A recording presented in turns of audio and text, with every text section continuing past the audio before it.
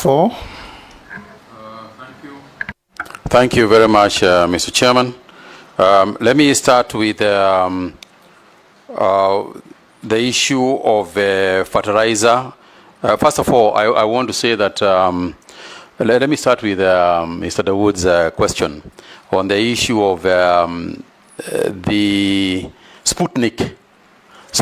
I remember distinctly the issue of Sputnik vaccine that came from Russia. And I can tell you, Honorable Member, through the chair, that there was not a single vaccine that we allowed into Kenya that was not approved, and there was not a single vaccine that we refused to take that was approved. Now, the issue here is who approves it. And our rule within the National Emergency Response Committee on coronavirus, and following the advice that we also got, is that we did not use any vaccines that were not WHO, World Health Organization approved. And I'm aware that at the time that we had stored with Sputnik, the condition that we gave Sputnik is, and the Russian people even came to see us, not even the business people, is to say, please deal with the World Health Organization approval. And as soon as you have got those approvals, we have no problem using the vaccine. Because you can imagine how many, what we'd have to deal with vaccines coming from very many different parts of the world. The only thing that we could do and guarantee the safety of our people was to use the World Health Organization as a major approval organization for us. And at that time, Point of order, Chair. Yes. Chairman, sorry. The minister, the former Minister of Health is not telling us the truth. There is no way the vaccine could have come to Kenya if it was not approved. That is the first thing. They had an approval from the Kenya Medical Practitioners Board, and it was even administered. 230,000 doses were administered. But it was politics which made it to go out. It was a private venture. Yes, they had everything, but the minister is not telling us, the former minister is not telling us the truth. Are you not telling us the truth? Yes, Mr. Chairman. Hold there. Yes, Junet. Chairman, I agree with the Honorable Dawood. The vaccine arrived in Kenya with the approval of the government, and it was administered to many people, including the current president. And what happened when the current president, who was the deputy president, took it, is when that regime stopped it. Let us be honest to each other. Yeah, let's be honest. Mr. Chairman. Did you play politics with the health of Kenyans?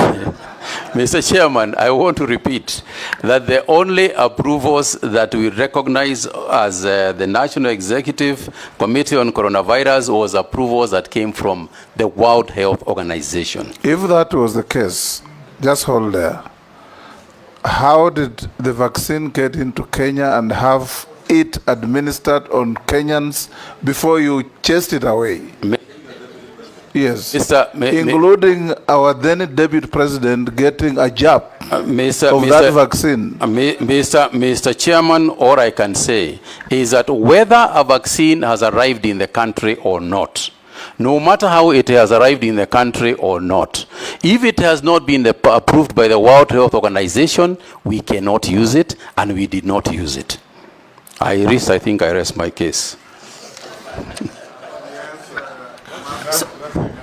So are you telling us that it had, by the time it arrived and it was administered to 230,000 people, it had not yet received approval from World Health Organization?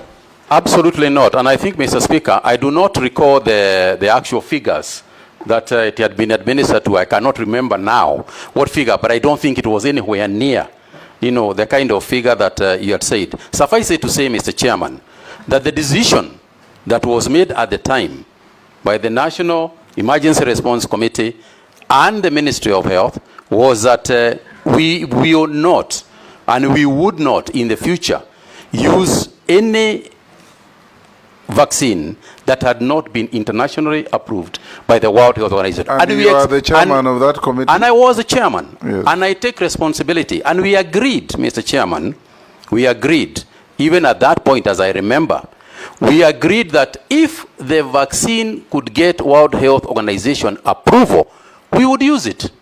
What Daud has put to you is that you made an irrational decision based on political consideration. Mr. Chairman, I just want to ask him what Honorable Junet has said.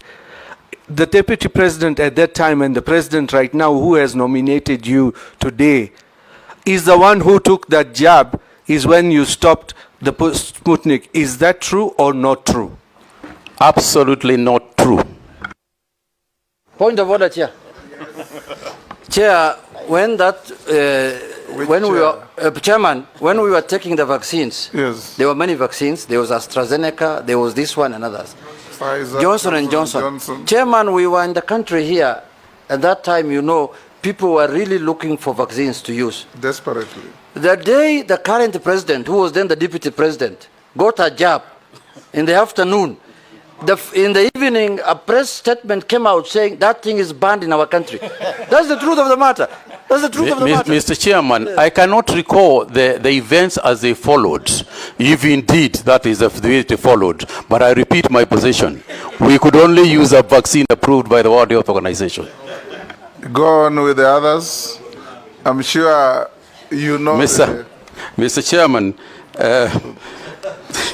Mr. Chairman, the issue of mitigating circumstances, I think that were raised by Mishi, the issue of what do we do when there are droughts and then there is flooding that happens. I'll come back to the others as well.